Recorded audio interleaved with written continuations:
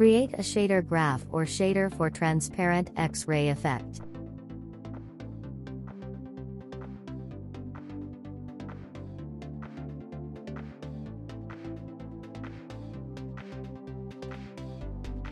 Create a material from this X-ray transparent shader.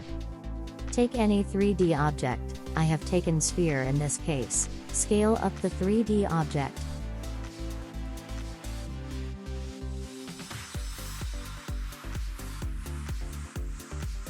Now in on collision enter, swap the other game object material to X-ray transparent material. For removing the effect, scale down the 3D object, and in on collision exit or on trigger exit, swap the material to its original material. That's it. You can now create X-ray transparent effect.